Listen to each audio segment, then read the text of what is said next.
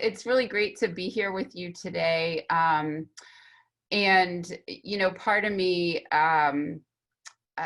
feels, a really big part of me feels like it would be a disservice if I didn't just take a brief moment for all of us to acknowledge what's going on in our country right now. And it feels a little bit weird to take a time out to talk about sleep when we really need to be having a lot of greater conversation. But that being said, I feel very privileged to offer you some opportunity today that hopefully will improve your daily life, and certainly given what we're going through as a people, I hope that this may help give you some tips to alleviate anxiety that might be keeping you up when you weren't up before. I certainly know that that's happening to me.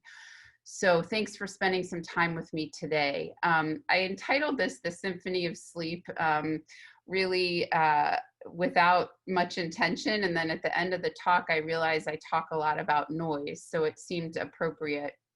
I'm going to talk to you about the importance of sleep and what happens when we're sleeping, common sleep problems that we see in people living with multiple sclerosis, and frankly, in people in general.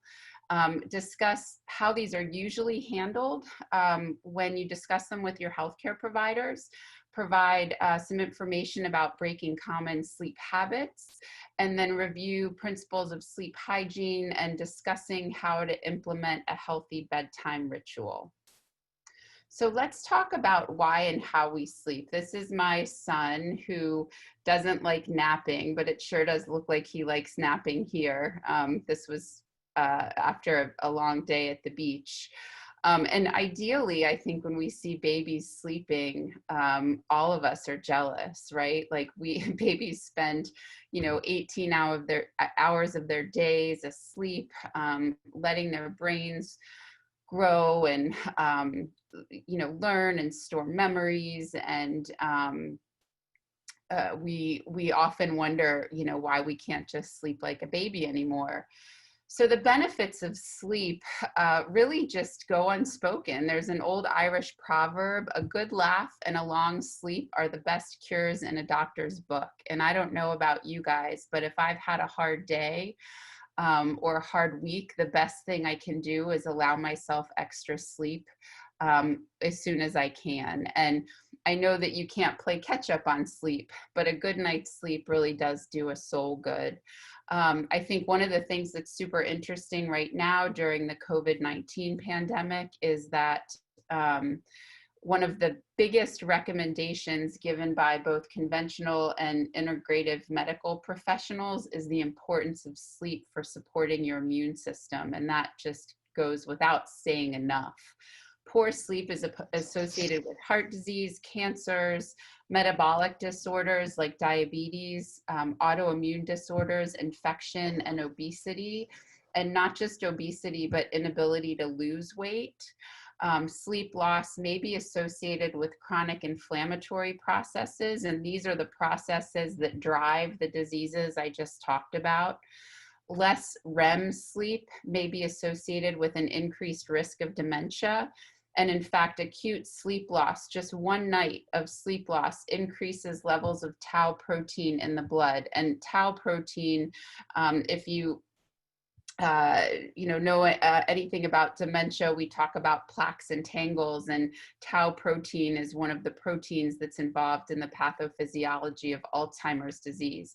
So when a young healthy man loses sleep for one night, it increases levels of tau protein in the blood.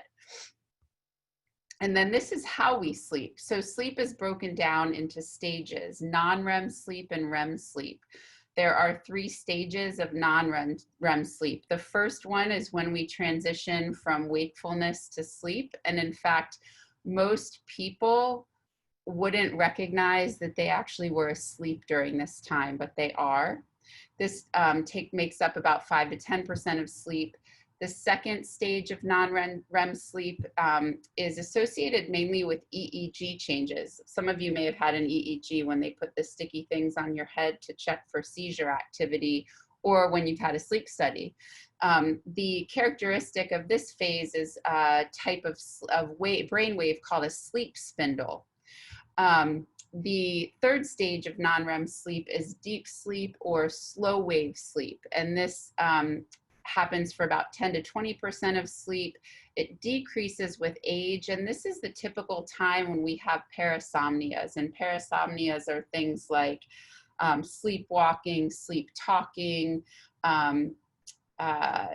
maybe having nightmares or dreams. This is different than REM behavior disorder, which is a sleep disorder. Then we move to REM sleep. There's characteristic feature of REM sleep on an EEG, and it's sawtooth waves. And I think it's kind of funny, one of the analogies that we say about good sleep is I slept like a log, right? So think of these sawtooth waves that your brain makes when you're in REM sleep. REM sleep's associated with rapid eye movements, atonia, which means your muscles are atonic. If someone were to pick you up, you would be like a sack of potatoes.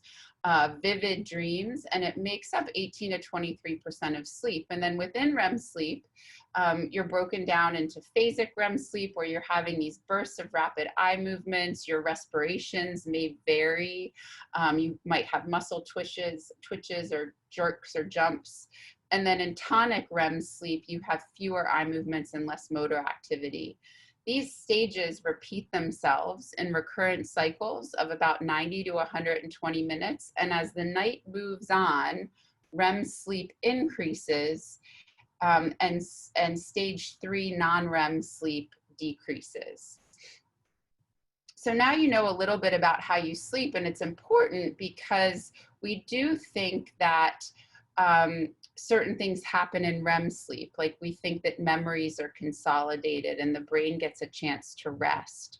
And the reason that I tell you this is because when I talk about medications that are typically used for sleep, many of them mess with your stages of sleep. So common sleep problems, what are the things that keep us awake? Well, insomnia, and insomnia sometimes goes hand in hand with anxiety, depression, fear, post-traumatic stress disorder. Nightmares or fear of nightmares keep us awake. I don't know how many of you may have had nightmares as a child or even as an adult, but just the thought of having that bad dream can keep us awake. In multiple sclerosis, pain and spasticity may keep you awake. Having to use the bathroom may keep you awake. Restless leg or limb movements. Also, one of the biggest things that I see right now causing insomnia is news time. Also screen time, so spending time on your phone, your Kindle, your whatever it is, I'm going to check Facebook real quick before I go to bed, and then a half hour has gone by.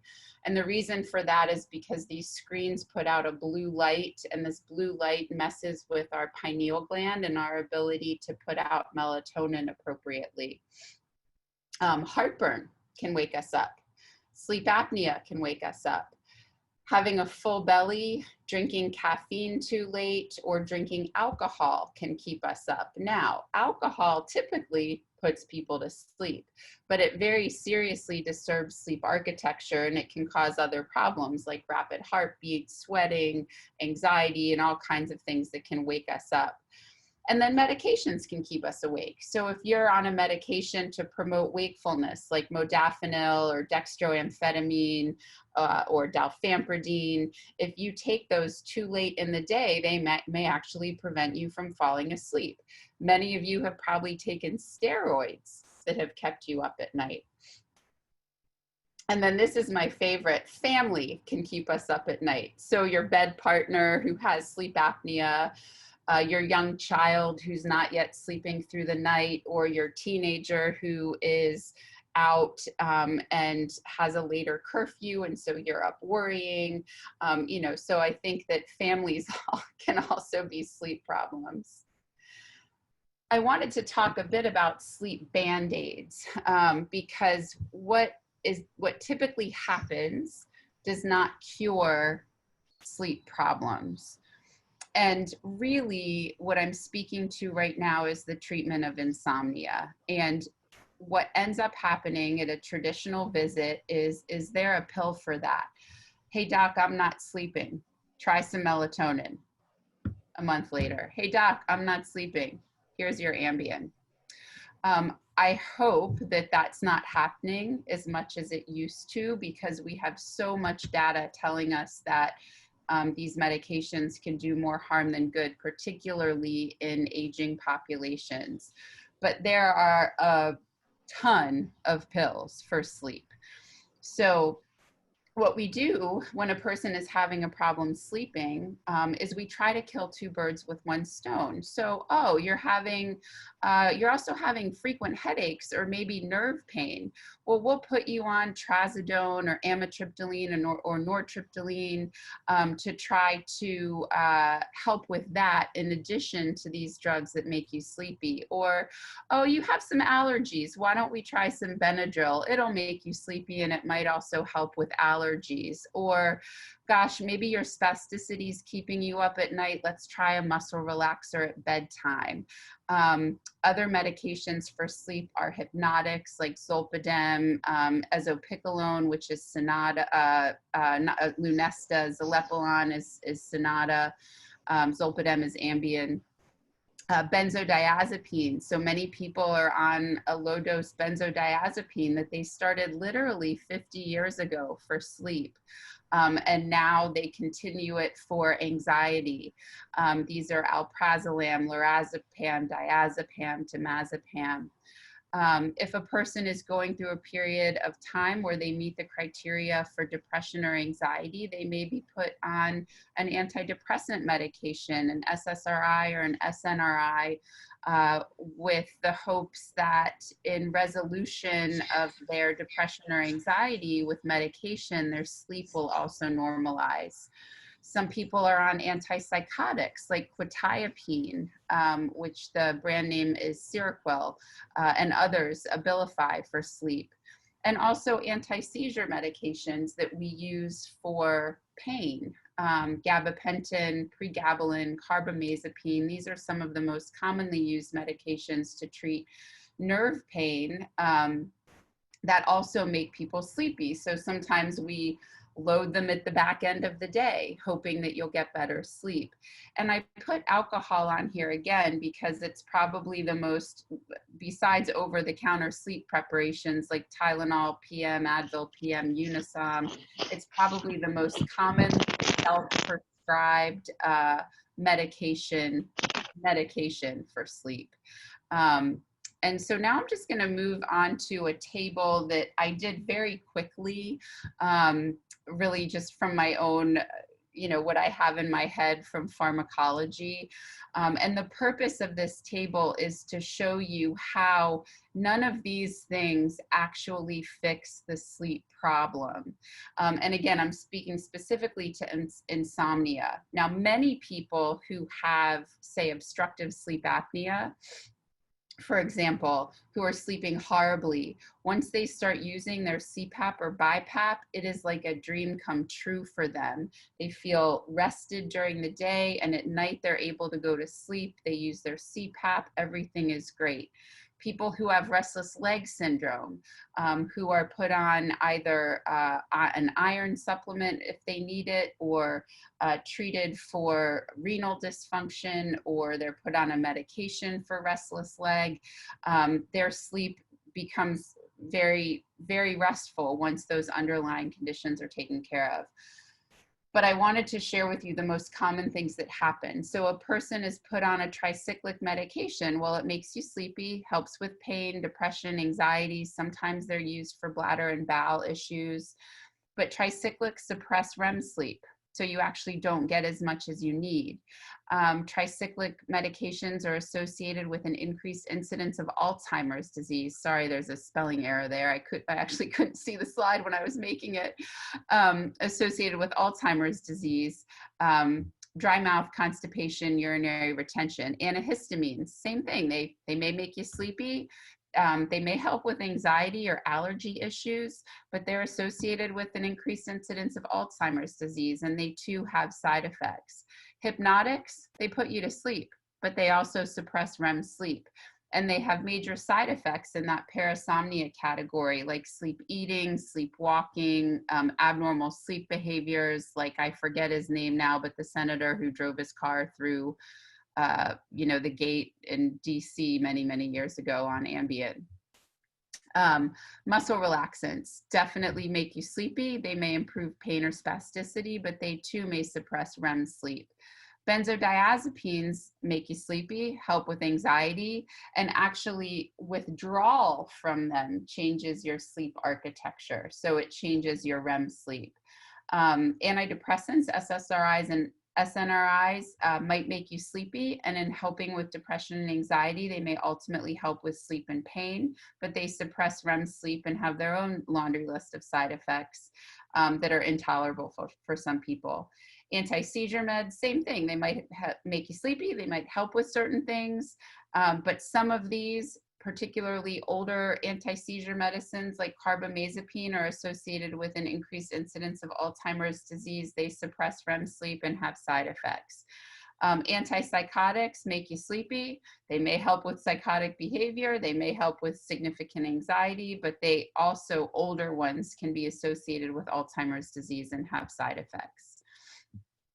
So I had a question actually before this talk was put together specifically about breaking habits. And so I wanted to talk a little bit about sleep hygiene, but also about tapering off sleeping medications. That was a specific question. So first, let's talk about sleep hygiene. And I know that none of this are things that are new to you, right? I mean, if you're on this talk, you probably have a hard time sleeping, and you've probably done all the things. And some of the things include maintaining a regular bedtime and wake time. And this includes exposure to morning light and then dimming lights in the evening. So this is easy right now in the morning because it starts to get light earlier. We're about to approach the summer solstice, the longest day of the year. If you go to sleep, if you can, with your blinds open, then it's 6:15 or 6:30, you're going to see some morning light coming into your windows. The problem is at night, it's depending on where you are in this country, it's light until 8:30 or 9 at night, sometimes 9:30 or 10. So you've got to, close the blinds after dinner, start dimming the lights, start getting your mind thinking that it's ready for bed. Managed caffeine. I found another typo. This is really bad. I'm sorry. Caffeine hangs around longer for certain people, just genetically, and also depending on what medications you take. And so for me, I used to be able to have a cup of coffee after dinner if I was out to dinner. I can't do that anymore. I have to put down coffee or tea right around now, or else I'll be awake at night. Also limit or abstain from alcohol in the hours before bedtime. Doesn't mean move it to daytime, because if you have to do that every day, then that's problematic as well. If possible, avoid exercise for 3 to 4 hours before bed. Avoid high glycemic and harder to digest foods. So that means if you have a meal full of simple carbohydrates that's really high in sugar and dairy and fat, your body's going to have a harder time breaking it down during the time of day when it's supposed to be resting and digesting. So it's going to be having to work harder to get the job done. Create a healthy sleep environment. We'll talk a little bit more about that later. Limit screen time, which I mentioned earlier, or you can just get a blue light filter that's like a filter, a piece of clear film that you put over your device, or get blue light glasses. You can get them at, Walmart now. And also, one of the, I find, most effective things is get rid of the clock in your bedroom. And you might say, well, I can't do that. I need an alarm. I need to get up in the morning. Okay, well, put an alarm on your smartphone or your device. Put the device across the room where you can't look at it and turn it upside down. Because one of the things that keeps people the most awake, or awake for the longest is worrying about what time it is when they wake up in the middle of the night. How many of you have woken up in the middle of the night, looked at the clock, thought, oh my God, I'm never going to go back to sleep, a half hour later? Oh my God, I'm never going to go back to sleep. 3 hours later, you've created so much anxiety that you actually have never gone back to sleep. So just get rid of the clock if you can. I implemented that strategy in my own life several years ago, and it was a lifesaver for me. This is just a nice graphic from the Institute for Functional Medicine that speaks to all of the things that I just talked about, specifically temperature. So the ideal bedroom temperature is between 60 and 67 degrees. Some literature says 68 degrees. I think many of you living with MS would say that you prefer it to be freezing in your bedroom, but some of you, prefer it to be warm. So if this is something that's a fight between you and your bed partner, if you have one, the person who likes it cooler wins, because the person who wants it to be warm can put on more blankets. Make sure that the room is dark, so that you're using either darkening curtains at night or even an eye pillow. And then on the other side of that coin is letting in daytime light. I have in the past used a light that comes on really, really slowly, and the light gets brighter and brighter and brighter. And it happens within about 10 to 15 minutes of the alarm going off. And that can be helpful as well. Or you could even set a timer on a lamp and have that turn on maybe 10 minutes before your wake time. Limit noise pollution. So you keep the bedroom quiet. You do not go to sleep with the TV on. The bedroom is for sleeping and sex. That's it. You keep the bedroom peaceful, you keep the bedroom comfortable, and you keep the room tidy and decluttered. Many people come to see me just to talk to me about getting off medication for various reasons: sleep, pain, depression, that they've been on for a really long time, and they just wonder if they need it anymore. And if you're one of those people who wonders if they need their medication anymore, or are taking it and it's still not helping, and you'd like to just come off of it, I think the most important information that I can impart to you is that you should never stop medication for sleep cold turkey. Many medications require a very long taper, particularly benzodiazepines. Those are the things that end in am, like alprazolam, diazepam. Seizure medications, even if you're not taking them for seizures. Antidepressant medications, antipsychotic medications, and muscle relaxers. These should not be stopped cold turkey. And frankly, depending on the doses, they may take weeks to months to almost a year to taper off of. So just know that it's not a, it's for many people, it's not going to be a 1-week job that you're off medication. I think it's very important that you talk to your healthcare provider about it and about your concerns around it. Expect it to take longer than you think, and don't force it. Start a bedtime ritual before you start the taper, and I'm going to talk about those a little bit more in a few slides. And then consider a supplement if it's safe for you to take one while you're doing the taper, even if it hasn't helped you in the past. And I say that specifically with, say, for example, melatonin. Melatonin is it's frankly a really safe supplement in the doses that we use it for sleep.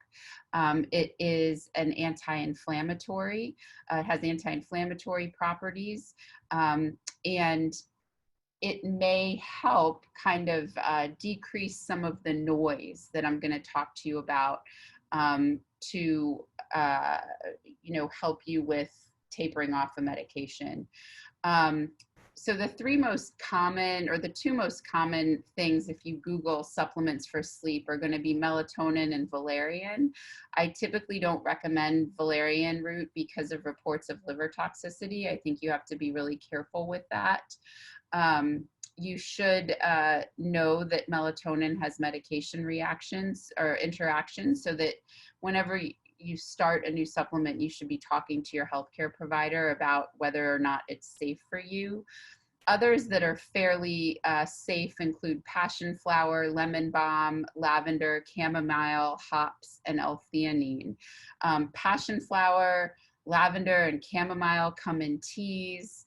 L-theanine is the very powerful antioxidant and anti-anxiety component of green tea, but you don't want to drink green tea before bed because there's lots of caffeine in it. So hops, many of you are saying, well, hops is in beer. Can't I just drink a beer before bed? So it's the alcohol part of the beer that causes problems with sleep architecture.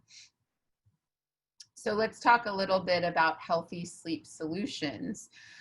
I will give the credit for most of the references for this talk to Dr. Ruben Naiman, who's a PhD psychologist who taught me about the integrative medicine of sleep.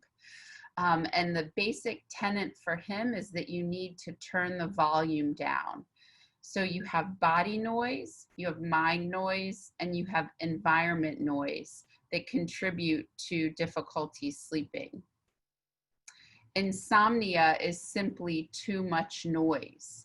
So instead of taking something to sleep, you need to let go of something to sleep. Actually, taking something for sleep doesn't reduce the noise. It only attempts to override it with sleepiness. And people with insomnia by nature are typically people who are on overdrive all the time.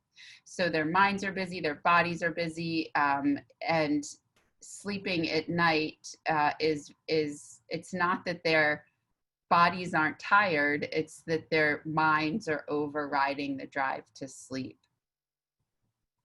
So let's talk a little bit about some things that you can implement into your life to drive down the noise. And this, to be cheesy, frankly, causes the Symphony of Sleep. So things that create body noise are nutrition that is not amenable to sleeping, activity that causes wakefulness, medications that cause wakefulness, and then we can use supplements to provide a gentle assist into sleep. So nutrition, eat your dinner long before it's time for bed, not an hour before bed. Let your dinner be nutritious. If you're eating carbohydrates, let them be complex carbohydrates, not simple sugars. Eat healthy fats, eat fruits and vegetables, lean proteins. Keep the alcohol out around bedtime. If you're going to have a glass of wine with dinner, again, don't do it an hour before bed and don't drink to excess. Activity really should be done at least 3 to 4 hours before bedtime. Now I know many people who walk the dog before bed, and that's a relaxing activity, and that's fine if you don't feel that it hypes you up. I would also say that some activities at night, like gentle yoga or Tai Chi, which we'll talk about in the next slide, can actually encourage you to fall asleep. Look at your medications. So I had an appointment with a woman last week who is having insomnia. She's tried many of the things that I've recommended to her. And we looked at her medication list and I said, wait a minute, when are you taking your second dose of dalfampridine, which is Ampira, depending on where you live. And she said, well, I take it right before bed. Well, the most common side effect of dalfampridine is insomnia. So I said, well, can you move the doses have to be 12 hours apart. So I said, can you move your dose to 6 in the morning when you wake up and then take the second one at 6 in the evening? And she said, yeah, let me try that.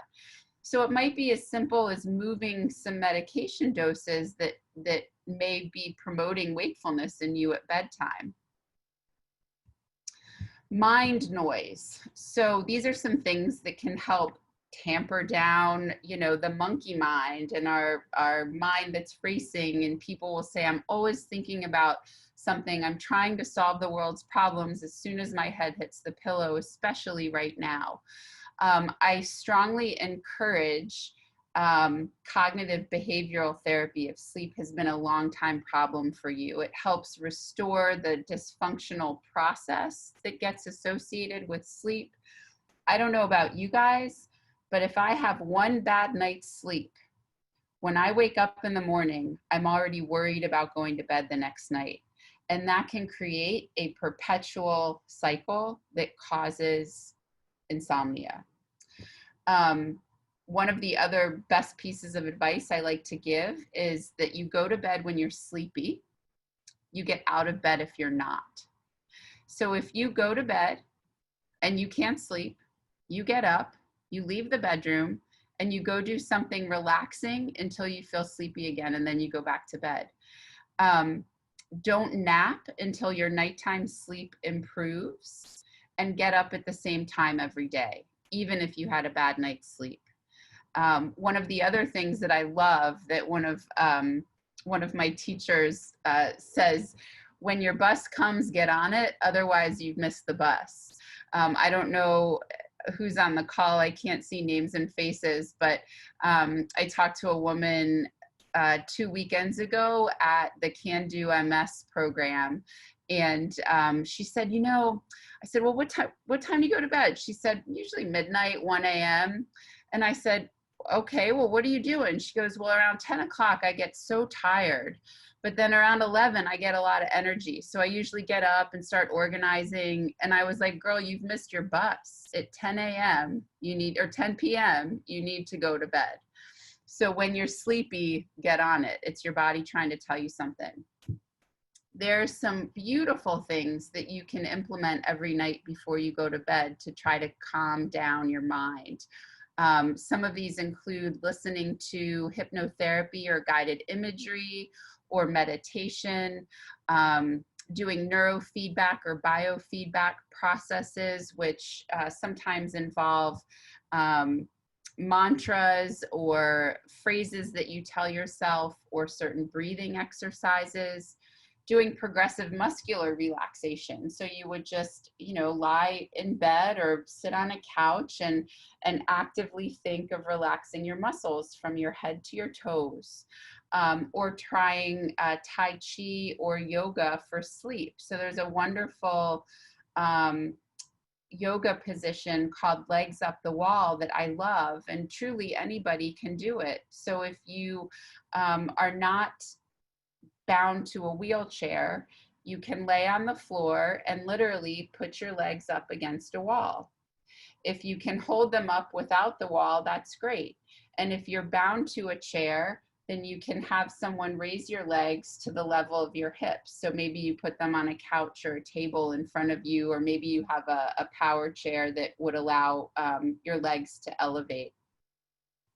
You can also develop a nightly personal ritual, like taking a warm bath or shower, journaling, doing your prayer or Bible study at night, using aromatherapy to help with calm. Lavender is a great one that can actually improve. There was a recent study that just came out that it showed it improved sleeping in an elderly population, and then other self-care behaviors. So sometimes women like to, do a mask or paint their nails. I'm not sure what kind of things men do these days. My husband just watches the news and I yell at him to turn it off because I know it keeps him up at night. And then there's environment noise. And I was looking for a nice picture of a bedroom, and I feel like this one even is too busy, but it's pretty. There's nice light. The decorations are calming. There's nice color. There's a fan in the room that can be turned on or off if a person gets hot. I would encourage people, if it's feasible, to buy organic bedding. I personally looked at organic mattresses because the off-gassing is just not good for us, frankly, but they're extremely expensive. So if you buy a new mattress, you might just put it in another room for a few days and let it air out before you bring it into your bedroom. Environment noise is also psychological. So we want to make sure that we feel psychologically safe in our bedrooms. And that has to do very deeply and personally with relationships. And I would encourage people to seek help if that's not currently possible in their lives. And then also time and light. So timing your bedtime and like we talked about earlier, getting light in and out of the bedroom. So this is my concluding slide. I really wanted to leave a lot of time for questions. I know that I didn't talk about the main sleep disorder I talked about was insomnia. Frankly, that's the main one that I help people struggle with, or I hope to help them struggle out of. Because sleep apnea, restless leg syndrome, many of these things are very easily resolved. But insomnia seems to be the one that's the hardest. So this is just a nice little poem that I find helps me. May you be happy. May you be safe and protected. May you be healthy and strong. May your life unfold with ease. And may you get a good night's sleep. I added that at the end. So I'm going to go ahead and stop my screen share.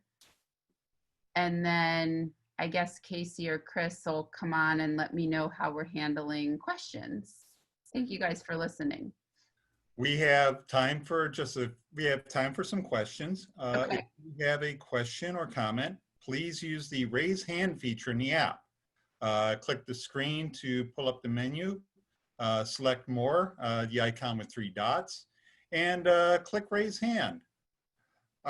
We do have some questions in the chat queue. Oh, okay. The first one is from Elizabeth. I had heard melatonin can stimulate let me try that one.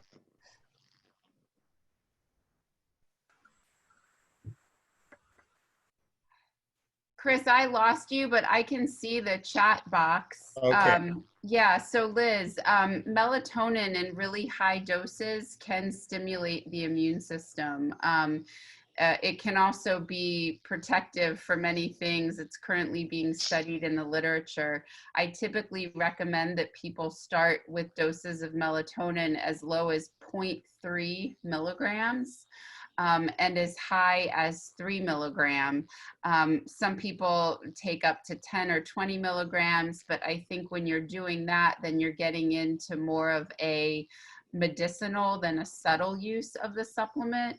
So for most people, it's safe to take lower doses of melatonin for short periods of time. Now, if there's a history of, and I'm speaking, only really to multiple sclerosis.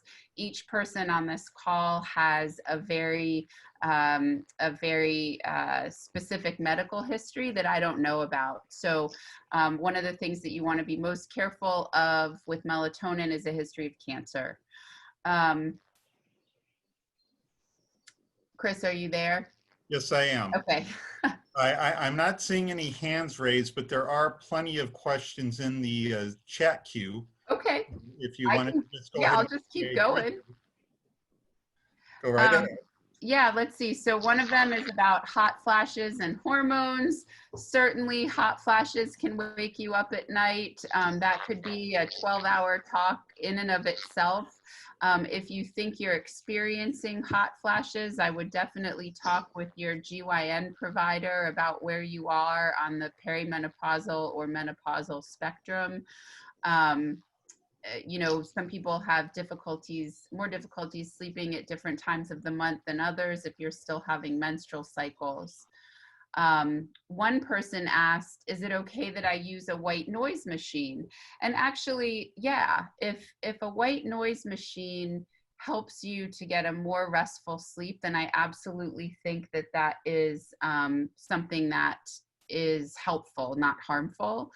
Similarly, some people fall asleep, with calming music. And I think that that's okay too, but it's the people who fall asleep with the TV on. I don't think that's okay. That's not good for your nervous system. Okay, it looks like it looks like we have someone with the hand raised. Okay. Hugo. Hugo, you are on. Please go ahead and ask your question. Okay, thank you. Can you hear me, Megan? Yes, I can hear you, Hugo. Yeah, thank you. Thank you, first of all, for the presentation. It's quite useful. I was just wondering, because I've never heard about any important side effects of melatonin, which is something that I actually take every day before bed, 0.29 milligrams. And I was wondering if this should be done in a smaller period, meaning like a month and then I stop, or if this is something that I can keep on going for as long as I feel needed. Because I'm doing it as... What milligram is it again, Hugo? 0.29. Oh, it's tiny. 0.3 milligram. Yeah, I mean, if you don't have a history of cancer, and even still, so, I have to speak to the collective here. And again, I don't know everyone's history, but melatonin in higher doses is actually being studied as protective for Alzheimer's disease, as protective for certain cancers. There are many people taking it for that reason. In a population of people living with MS, mainly because we just don't have the research with supplements, I wouldn't recommend those high doses unless you were working under the care of an integrative provider who understood MS and conventional medicine. But that small dose is fine. Okay. Good to know, because I'm taking it every day, so I was wondering if... Yeah, no, that's that's fine. As far as I would be concerned, of course, without knowing your medical history. Yeah. For me, it works wonders. So yeah, that's okay, wonderful. That's great. Yeah, thank you for your question. If you have a question or comment, please use the raise hand feature in the app. Actually, I have a question for you. Sure. Most of my adult life, I've been a night owl. I wake up late and I stay up late. Are there different kinds of sleep cycles, and how does that affect good sleep? Yeah, I'm sure. Yes, there are. My grandmother stayed up till 3 a.m. every day of her life, and then she slept till 11 when she wasn't working. And she was a baker. She worked until she was near 90. So on her working days, she was actually up at 4 a.m. But I think some people do have just different strokes for different folks. The problem becomes when you don't have the time to get restorative sleep. So if you're a night owl, and then suddenly you take a job where you have to start, waking up at 5 a.m, then you're in trouble, and you have to start to phase shift. The other area where we see problems is with shift workers. So people who have to work overnight shift, many of them struggle for their entire lives with falling back on a regular sleep schedule. And shift work has been associated with many serious medical problems. So I think that if you are getting in that 7 to 9 hours of sleep, depending on your age group, if you go to bed at 11 and you can wake up at 8, God bless you. That's great. So let me ask a related question, because part of the reason why I am a night owl is because I'm sort of naturally inclined to it. But the other reason is because I was in the military for 4 years and I worked in newspapers, and that skews your sleep cycle. Yep. How do you repair a damaged sleep cycle? So a lot of it is behavioral. I think cognitive behavioral therapy and neurofeedback can be really helpful. Phase shifting, so not making huge jumps, but maybe trying to go to bed even as little as 15 minutes earlier every few nights can make it seem like less severe on your body. Using some of these supplements that are safe depending on, you know, drug supplement interactions for you can help you reset the sleep cycle, but it'll take time. We still, I just want to remind our participants that use the raise hand feature in the app. It looks like we have some other comments in the queue. Yeah, I can go. I'll go to the ice cream question. I love ice cream. I have a question here. How many hours before bedtime can I eat some ice cream without it affecting my sleep? I've been having problems waking at 2 or 3 a.m. and then staying awake for 2 to 3 hours. I go to bed around 11. Well, ice cream is super high in sugar. Also, you know, I don't know you, Elizabeth, but you may have a little bit of an intolerance to dairy. I have no idea, but just the sugar in and of itself could cause you to wake a few hours later. You know, I would say if you're going to have ice cream before bed, that I would do it no later than probably 8 o'clock. And, you know, my first experiment would be to stop eating ice cream and then seeing if I still wake up at 2 or 3 a.m. Because then you know it's the problem. Let me ask you a related question. Sure. I've always thought that alcohol was a depressant. So it is. So alcohol is a central nervous system depressant, but it messes with your sleep architecture. So you actually don't get good restful sleep while you're on alcohol or while your body's feeling the effects of alcohol. And just real quick, Elizabeth, you can eat ice cream, but that would just be the way that I would try to figure it out. But withdrawing from alcohol causes a lot of physiological disturbance in the body. So it can cause rapid heartbeat, it's a diuretic, it can cause anxiety. So depending on how much you're drinking, you're either asleep for many hours with poor sleep architecture, or you're waking up because you have rapid heartbeat or anxiety or something like that from the alcohol. I see we have some more questions in the chat queue. Okay. Let's see, I've got one about a blanket. Many people like these weighted blankets. They're kind of, I guess they're in vogue or popular right now, particularly for people who have sensory issues and sensory processing issues. I would say if it helps you and you're safe underneath a weighted blanket, meaning you can move it off of you if you need to, then you know, if it helps, it helps. I don't see anything wrong with that. Let's see. I think I've addressed all the ones that are in the chat box.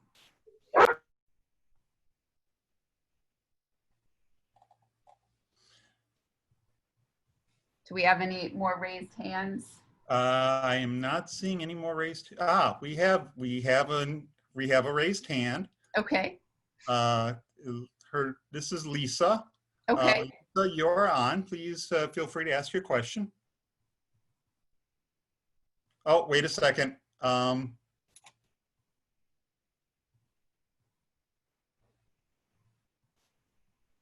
have asked her to.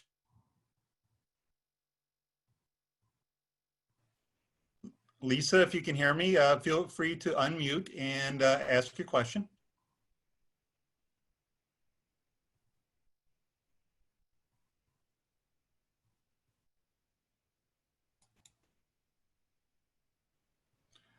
Well, while we're waiting for Lisa, I see one, what about restless leg syndrome?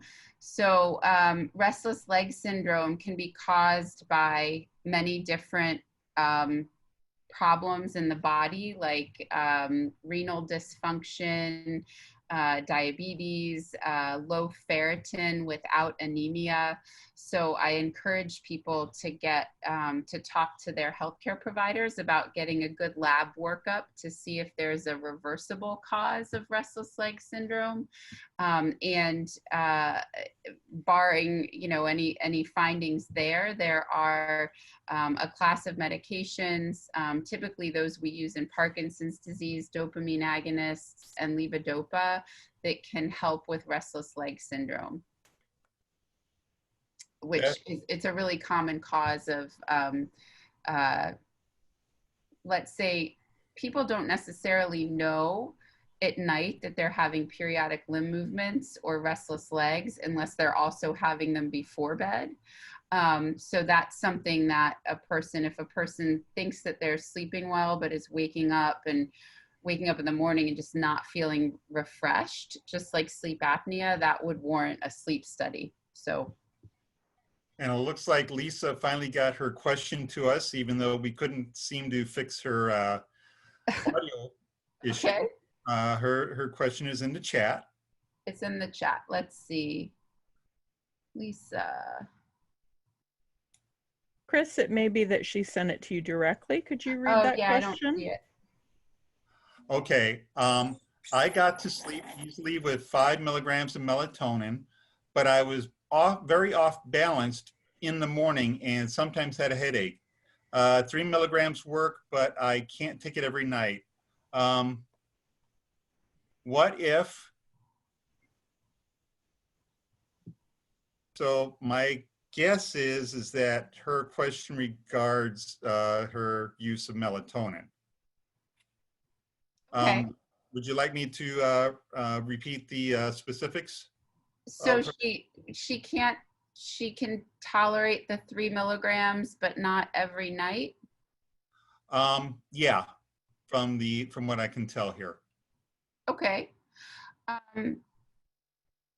You know, I would try, let me see if I can find, there are a couple of over-the-counter sleep aids. Oh, goodness. That have lower doses of combinations of supplements. This is the one I'm thinking of.